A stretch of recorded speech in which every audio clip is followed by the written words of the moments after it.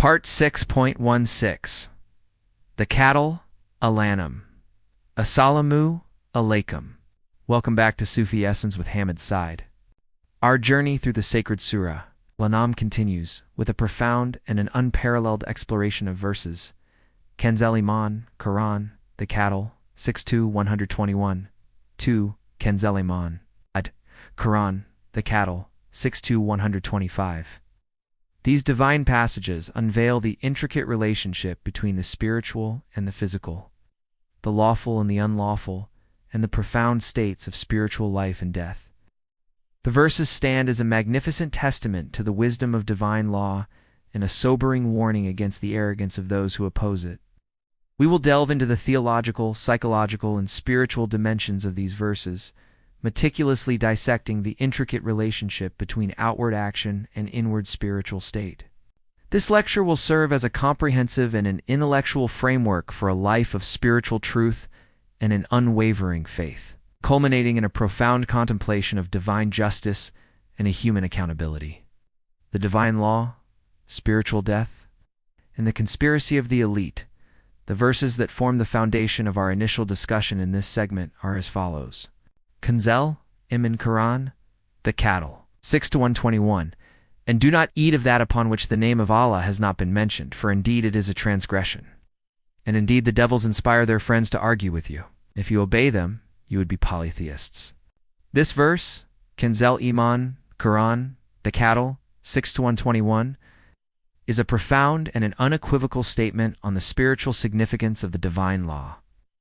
Regarding the lawful halal and the unlawful haram, serves as a direct and a powerful refutation of the practices of the pre-Islamic Arabs who would eat meat not slaughtered in Allah's name. Verse states, and do not eat of that upon which the name of Allah has not been mentioned, for indeed it is a transgression.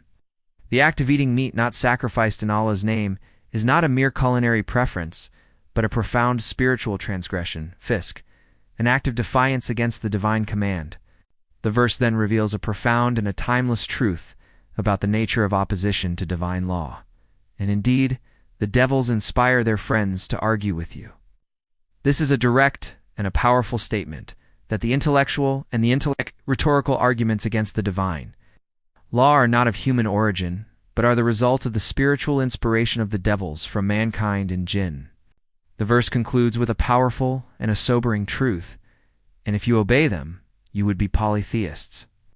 This is a direct and an unequivocal statement that a person's obedience to a law that is not of divine origin is a profound act of shirk polytheism. It is a direct and a powerful warning that obedience to a law that is not from Allah is a profound act of a spiritual betrayal. Kanzul Iman Quran, the cattle, 6-122, is he who was dead, and we gave him life, and made for him a light by which to walk among the people like he who is in darknesses, never to emerge from them. Thus is made pleasing to the disbelievers that which they have been doing. This verse, Kanzul Iman Quran, the cattle, 6-122, is a magnificent and a powerful analogy that distinguishes between spiritual life and spiritual death. It is a rhetorical question that is a profound and a direct commentary on the spiritual state of the disbeliever. The verse begins with a profound and a spiritual truth. Is he who was dead, and we gave him life and made for him a light by which to walk among the people. The state of spiritual death is a state of profound spiritual heedlessness, a state where a person is devoid of tawhid and a divine light. The act of Allah giving life to a person is a profound act of divine mercy, a gift of hidayah, divine guidance, and a spiritual enlightenment. The light is the divine revelation, the Quran, and the prophetic teachings. Is this divine light that allows a person to navigate the complexities of life and to distinguish between truth and falsehood. The verse then contrasts this state with the state of the disbeliever, ... like he who is in darknesses, never to emerge from them. The state of spiritual darkness is a state of profound spiritual ignorance, a state where a person is blinded by their own desires and follies. The verse concludes with a powerful and a chilling truth. Thus is made pleasing to the disbelievers that which they have been doing. This is a direct and a powerful statement that the state of a spiritual heedlessness is so profound that a person finds their spiritual blindness to be pleasing and a virtuous. Kanzul Iman Quran, the cattle, 6 to 123. And thus we have made in every city its greatest criminals to plot in it. But they do not plot except against themselves, and they do not perceive. This verse, Kanzul Iman Quran, the cattle, 6 to 123, is a profound and a timeless statement that reveals a divine and a timeless pattern. It states, and thus we have made in every city its greatest criminals to plot in it. The Arabic word for criminals is akabir, the great ones, signifying the elite, the leaders, and the people of influence who use their power and a wealth to conspire against the truth. The verse then reveals the profound and a spiritual reality of their conspiracies, but they do not plot except against themselves, and they do not perceive. This is a profound and a powerful reminder that all their conspiracies, all their ploys, and all their deceptions are ultimately a self-destructive act. Their spiritual blindness is so profound that they do not perceive the spiritual reality of their actions. The verse serves as a profound and a comforting truth for the believers, for it reminds them that no matter how powerful and how influential the forces of falsehood may be, their conspiracies are ultimately a futile and a self-destructive act. The spiritual station and the unyielding heart. We now continue our journey through Surah Al-An'am, examining the verses that delve into the profound consequences of disbelief and the ultimate reward of a life of faith. Kanzul Iman Quran, the cattle, 6 to 124. And when a sign comes to them, they say, "Never will we believe until we are given the same as was given to the messengers of Allah. Allah is most knowing of where He places His message." There will afflict those who committed crimes a humiliation in the presence of Allah, and a severe punishment for what they used to plot.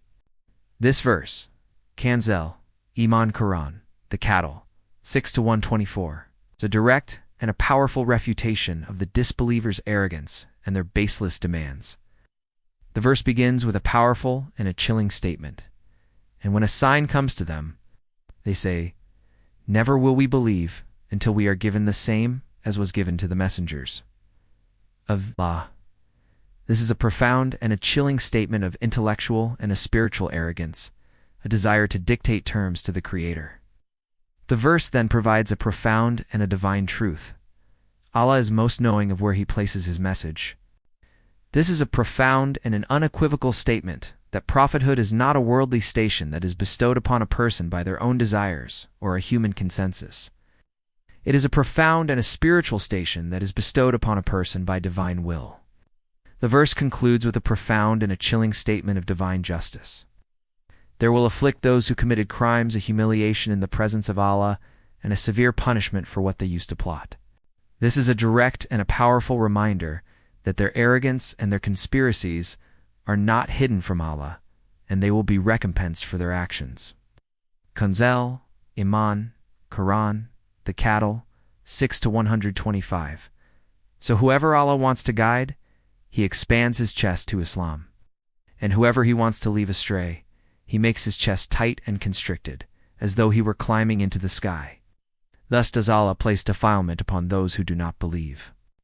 This verse, Kanzul Iman Quran, the cattle, 6 to 125, is a magnificent and a powerful statement on the nature of divine guidance and a human responsibility. It states a profound and a timeless truth. So whoever Allah wants to guide, He expands His chest to Islam. The phrase expands His chest is a beautiful and a powerful metaphor for a heart that is open, spacious, and receptive to the divine truth. It is a heart that is free from the shackles of doubt, arrogance, and a spiritual heedlessness. The verse then contrasts this state with the state of a person who is spiritually astray. And whoever He wants to leave astray, He makes his chest tight and constricted, as though he were climbing into the sky. The phrase tight and constricted is a profound and a powerful metaphor for a heart that is so burdened by its own desires and of follies that it is suffocating and is spiritually suffocated. The analogy of climbing into the sky is a profound and a powerful statement on the futility of seeking guidance in a state of a spiritual blindness. The verse concludes with a profound and a final statement of divine justice. Thus does Allah place defilement upon those who do not believe. This is a direct and a powerful reminder that a person's spiritual blindness is not a result of a divine injustice, but a profound act of a spiritual self-destruction. Our comprehensive analysis of the verses of Surah Al-An'am reveals a profound and interconnected argument for the absolute oneness of Allah. The surah masterfully transitions from the ultimate futility of denying the hour to the ultimate absurdity of polytheism. It teaches us that this life is a brief and a fleeting test, and that true existence and success lie in the hereafter. The verses beautifully illustrate the nature of spiritual blindness, which is a consequence of a willful denial, and they offer a profound lesson on the interconnectedness of all living things. The powerful and direct challenges to the polytheists in these verses serve as a timeless lesson for all who seek to remove the veil of heedlessness from their hearts and to return to the singular and everlasting light of Tawhid. May Allah, Ar-Rahman, and Ar-Rahim fill your heart with the light of His truth and grant you the spiritual insight to recognize His signs in every aspect of creation.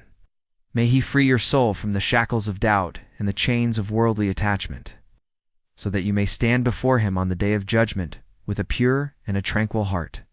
May He make your efforts a source of profound reward, and your channel a beacon of guidance for all who seek spiritual clarity. May He grant you the profound and an unwavering steadfastness on the path of truth. And may your work be a testament to His magnificent names, Ar-Rahman and Ar-Rahim.